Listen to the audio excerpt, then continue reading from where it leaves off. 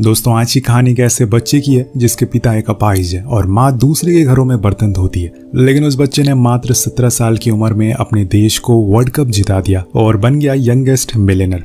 ये कहानी आपको बहुत कुछ सिखाएगी। तो चलिए कहानी की शुरुआत करते हैं। ब्राजील का एक छोटा सा कस्बा जहाँ पर सभी बच्चे बड़े लोगों के जूते पॉलिश करने का काम करते हैं। जब उनका काम खत्म हो जाता तो वो पूरे गांव के लोगों के कपड़ों से एक फुटबॉल बनाते और उसे ही खेलना शुरू कर देते हैं। ये नज़ारा सेम हमारे भारत देश जैसा ही है, जहां आपको हर गली में क्रिकेट खेलते हुए बच्चे मिल जाएंगे। और उन्हीं में से डेका नाम का लड़का भी होता है, जिसका छोटा भाई खेलते खेलते कीचड़ में गिर जाता है तो सभी बच्चे उसका मजाक बनाते हैं, लेकिन वो कीचड़ सभी पर फेंकना शुरू कर देता है, जिसके बाद बाकी बच्चे भी उसी कीचड़ में खेलना शुरू कर देते हैं। अब घर आने पर डेका की माँ उसे ऐसी हालत में देखकर बहुत गुस्सा हो जाती है, तो वो उसे झूठ बोलता है कि डेविड गलती से कीचड़ में गिर गया। लेकिन तभी उसके छोटे भाई के मुंह से गलती से सच बाहर आ जाता है, जिसके बाद उन्हें खूब मार पड़ती है, क्योंकि उसकी माँ नहीं चाहती थी कि उनके बेटे का हाल भी सेम वही हो जो उनके पिता का है। दरअसल इनके डैड जॉन भी नेशनल टीम में खेला करते थे, लेकिन गेम के टाइम उनके पैरों में चोट लग गई, जिसके बाद वो हमेशा के लिए अपाहिज हो गए और आज वो सफाई का काम करते हैं।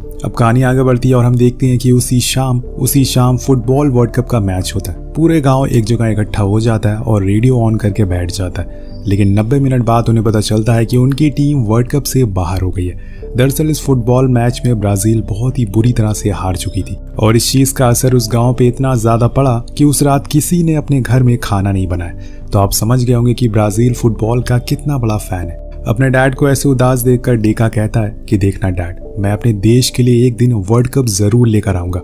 सेम उसी तरह से जैसे सचिन तेंदुलकर ने अपने बड़े भाई से कहा था कि वो एक दिन वर्ल्ड कप जरूर जीतेंगे। यहाँ डेविड कहता है कि मुझे पता है कि तुम बहुत अच्छा फुटबॉल खेलते हो, लेकिन तुम्हें अपनी मॉम की बात सुननी है। वो नहीं चाहती कि तुम फुटबॉल खेलो, इसलिए पढ़ाई लिखाई करो। अगले दिन उसकी माँ उसे अपने साथ अपने काम पर ले जाती है, जहाँ वो साफ सफाई का काम करती। लेकिन तभी उन्हें कुछ और काम आ जाता है, इसलिए वो डेका को किचन में छोड़कर चली जाती है। उसे बहुत ही तेज भूख लगी थी, इसलिए वो वहाँ रखी कुछ पेस्ट्रीज को खाने लगता है। तभी वहाँ पर कुछ बच्चे आ जाते हैं और वो नीचे जमीन पर बैठ जाता है। वो लड़के आपस में किसी फुटबॉल इवेंट के बारे में बात कर रहे थे, जहाँ पर बच्चों को खेलने का मौका मिल रहा है। तो डेका फौरन कहता है कि मैं तो बिल्कुल पेले की तरह खेलूंगा। वो दूसरा लड़का उसे पूछता है कि ये पेले कौन है, तो डेका बताता है कि वास्को डी गामा का गोलकीपर। अब वो उसका मजाक उड़ाते हुए कहता है कि उसका नाम पेले नहीं बल्कि बेले है, और कहता है कि आज से तुम्हारा नाम पेले है। असल में उन्होंने ये उसको चुल्हाने के लिए नाम कहा था, लेकिन उन्हें इस बात का कोई अंदाजा नहीं था कि सालों बाद पेले नाम की शर्ट ब्राजील का हर बच्चा पहन के घूमेगा। अब इसके बाद वो लड़के उस पर पोछे वाली बाल्टी गिरा देते, लेकिन तभी वहाँ उसकी मॉम आ जाती है और फौरन उसे वहाँ से लेके जाती है। लेकिन जाते जाते वो उस टूर्नामेंट का पैम्फलेट ले लेता है और फिर शाम में अपने दोस्तों को दिखाता है। उन्हें बताता है कि हम लोगों को इसमें हिस्सा लेना चाहिए, लेकिन डेको के सभी दोस्त उसे मना करते हैं, क्योंकि अगर उसकी माँ को इस बारे में पता चला तो वो बहुत मारेंगी। लेकिन वो किसी को भी कुछ ना बताने को कहता है। फिर अगले दिन वो सभी बच्चे एक टीम बनाते हैं और प्रैक्टिस में लग जाते हैं। वो सभी बहुत प्रैक्टिस करते हैं और फाइनली मैच का दिन आ जाता है। अब डेको का एक दोस्त अपने घर की एक चादर को फाड़कर सभी के लिए टी शर्ट बनाता है, ताकि वो सभी एक टीम जैसे लगे। अब वहाँ पर हम उन लड़कों को भी देखते हैं जिनके घर में डेको की माँ काम किया करती थी। इन सभी के पास जूते नहीं थे खेलने के लिए, और ऐसे में फुटबॉल खेलना आसान नहीं होता, इसलिए डेको पास के एक खाने की फैक्ट्री से कुछ सामान चुरा लेता है और फिर उन्हें बेचकर अपनी टीम के लिए जूते ले आता है। लेकिन वो जूते किसी को भी फिट नहीं आते, क्योंकि वो पुराने थे। खैर उन्हें वो पहनना ही पड़ता है। अब मैच शुरू हो जाता है और स्टाफ के लोग कहते हैं कि शूलेस टीम के कैप्टन का नाम है पेले। ये सुनकर डेको आग बबूला हो जाता है, क्योंकि ये उन लड़कों की शरारत थी, उन्होंने उसका रियल नाम नहीं लिखवाया था। अब सभी खेलना शुरू करते हैं, लेकिन यहाँ शूलेस टीम कुछ खास प्रदर्शन नहीं करती। मैच के हाफ टाइम में किंग टीम ने 6 गोल मारे थे और शूलेस का सिर्फ एक ही गोल था, और इसकी वजह थी इनके जूते, जो कि पहनकर इन्हें खेला नहीं जा रहा था, क्योंकि उन्होंने हमेशा नंगे पैर ही खेला था। इसलिए अब सभी जूते उतार देते हैं और अपनी उसी फॉर्म में आ जाते हैं जैसे वो अपनी बस्ती में खेला करते थे। फिर होना क्या था दोस्तों, डेको एक के बाद एक गोल दागना शुरू कर देता है और सामने वाली टीम बस देखती रह जाती है। लोग पेले पेले कहकर चिल्लाना शुरू कर देते हैं, लेकिन वो डेको को चिढ़ा नहीं रहे थे, बल्कि उसे चीयर्स कर रहे थे। वो सभी उसकी फुर्ती देखकर हैरान थे।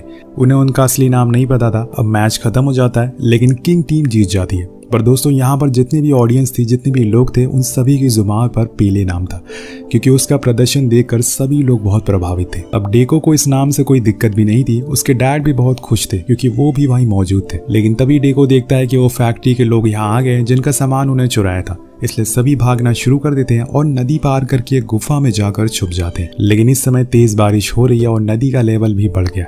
पर अगर वो बाहर निकले तो वो लोग इन्हें बहुत मारेंगे, इसलिए सभी छुपकर अंदर बैठे रहते हैं। लेकिन इतनी देर में वो गुफा ढह जाती है। फिर क्या, सभी के होश उड़ जाते हैं क्योंकि एक उनका साथी अंदर ही फंसा रह गया था। अब डेको बहुत कोशिश करता है कि वो उसे बाहर निकाले, लेकिन उसकी मौत हो जाती है और ये सदमे का असर उस पर बहुत ही ज्यादा गहरा होता है। डेको अपने दोस्त की मौत का जिम्मेदार खुद को मानने लगा था और जब इंसान ऐसी हालातों में फंसता है तो वो सबसे पहले अपनी माँ के पास जाता है और सब कुछ उनसे बता देता है। यहाँ डेको ने भी यही किया। वो रोते हुए उनके पास जाता है और सब कुछ उन्हें सच बता देता है। तो उसकी माँ उसे गले लगाते हुए कहती हैं कि बेटा, जिसको जाना होता है वो जाकर रहता है, फिर चाहे हम कितनी भी कोशिश क्यों ना कर ले। वो अपनी माँ से कहता है कि अब से मैं कोई फुटबॉल नहीं खेलूंगा, मैं बस पढ़ाई करूंगा और डैड के साथ काम पर जाऊंगा। इसलिए अगले दिन वो स्कूल जाने लगता है और जब घर आता है तो डैड के साथ वहाँ के होटल के टॉयलेट साफ करने में लग जाता है। लेकिन अभी भी उसके अंदर वो जुनून, वो जज्बा जिंदा था। लेकिन यहाँ हालातों ने उसके अंदर के पैशन को मार दिया था। आज भी हमारे देश में लाखों ऐसे लोग हैं जो सचिन और विराट से भी आगे निकल सकते हैं, लेकिन उनकी मजबूरी, उनकी जिम्मेदारियां ही उन्हें रोक कर रखती है। अब डेको के डैड को देख लो, एक समय पर वो ब्राजील के महान फुटबॉल में से थे, लेकिन आज वो टॉयलेट साफ कर रहे हैं। लेकिन उन्होंने अपने बेटे के अंदर खुद को पहचाना है, इसलिए वो उसे कहते हैं कि तुम्हें फुटबॉल नहीं छोड़ना चाहिए, तुम्हें और आगे जाना होगा। तब वहां से वो उसे एक आम के पेड़ को दिखाते हुए बताते हैं कि मैं जब तुम्हारी उम्र का था तो यहीं आकर इन आमों से प्रैक्टिस किया करता था, क्योंकि इसमें बैलेंस अच्छा बनता है। वो उसे भी ऐसा करने को कहते हैं, लेकिन डेको दिलचस्पी नहीं दिखाता और चला जाता है। पर एक दिन वो खुद के डैड को बेबस वॉशरूम में साफ सफाई करते हुए देखता है और ठान लेता है कि वो अपनी परिवार को गरीबी से बाहर निकाल कर रहेगा और इसके लिए उसे जितनी भी मेहनत करनी पड़े वो करेगा।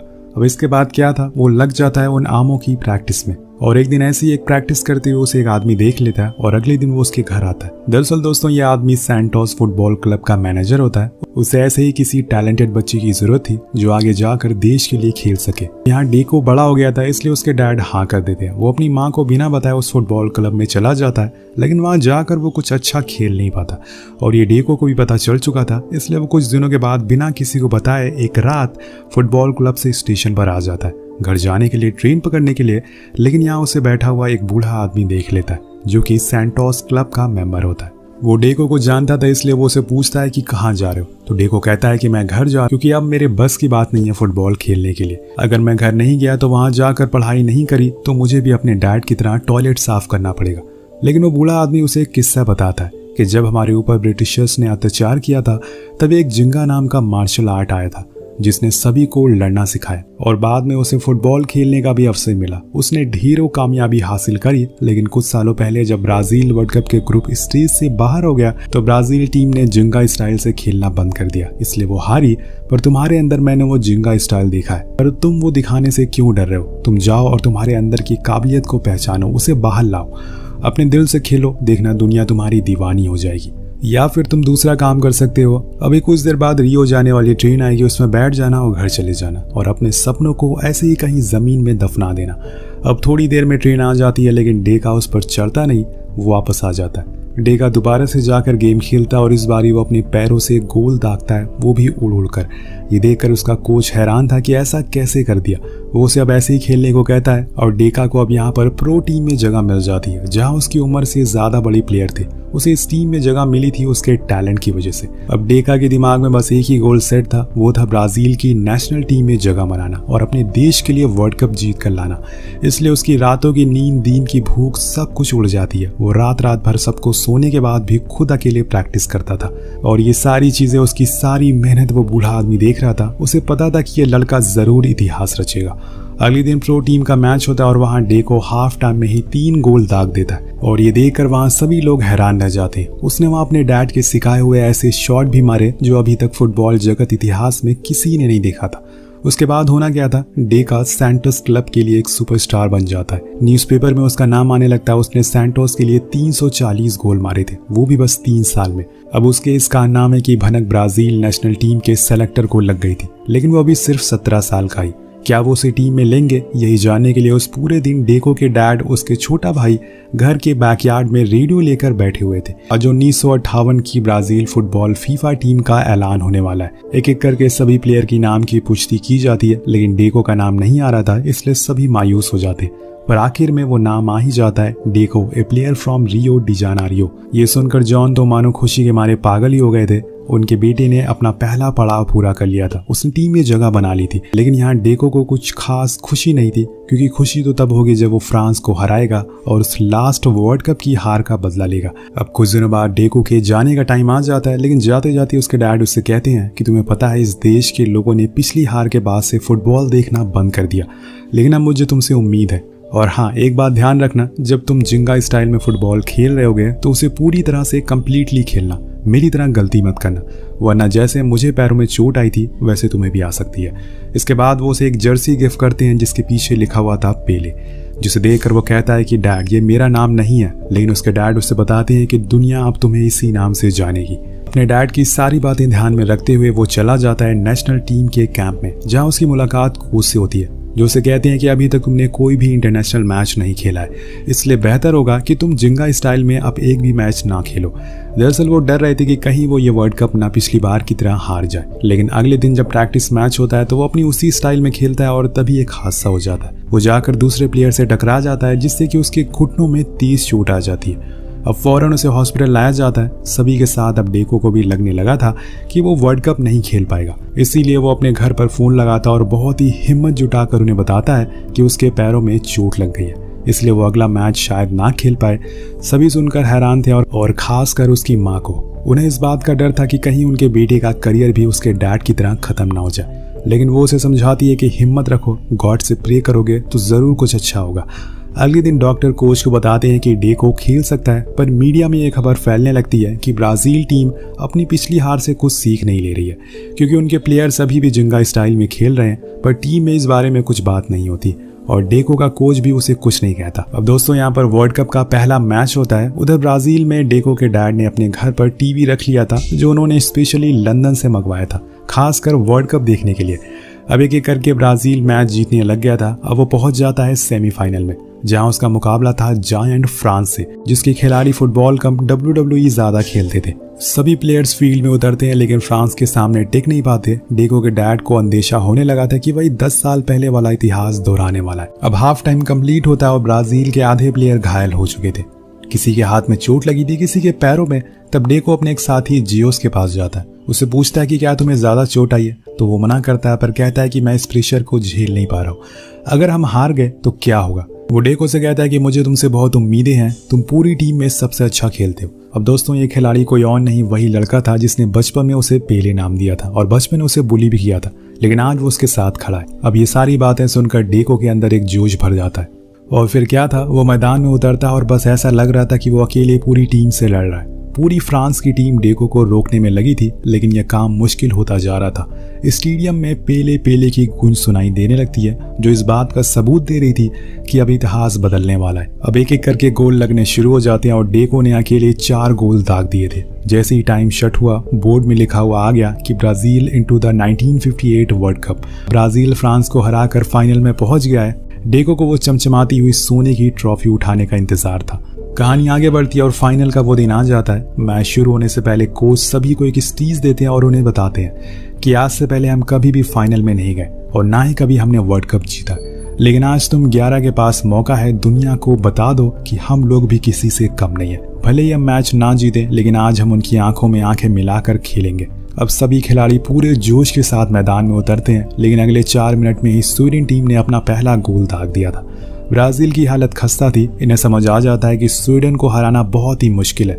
उधर डेको के डैड सभी लोग टीवी के सामने बैठे हुए थे, लेकिन फिर पेले नाम का तूफान आता है, जिसमें पूरी स्वीडन की टीम ढहना शुरू हो जाती है। किसी को कुछ समझ ही नहीं आ रहा था कि असल में ये हो क्या रहा है। चंद ही पलों में पूरी टीम में सन्नाटा हो जाता और तभी पेले अपने मैच का आखिरी गोल मारता है, जिससे ब्राजील वर्ल्ड कप जीत जाती है। पेले पहली बार वर्ल्ड कप की ट्रॉफी उठा और पूरे ब्राजील में खुशी का माहौल था। ये नज़ारा देखकर डेको के डैड रोने लगते हैं और उसकी माँ आकर उन्हें गले से लगा लेती है। दोनों को ही अपने बेटे पर गर्व था और ये मैच सिर्फ पेले की वजह से जाना जाता है। लेकिन यहाँ पर डेको रुका नहीं, यानी कि पेले। उसने 2 वर्ल्ड कप और जीते और पहला खिलाड़ी बन गया जिन्होंने फुटबॉल के इतिहास में 3 बार वर्ल्ड कप जीता। पेले के नाम उनके करियर में तकरीबन 1200 से अधिक गोल है, जो कि एक वर्ल्ड रिकॉर्ड है। उन्होंने कई ऐसे रिकॉर्ड बनाए हैं जो अभी तक कोई भी तोड़ नहीं पाया, पर एक रिकॉर्ड ऐसा भी है जिसे वो खुद कभी तोड़ नहीं पाए।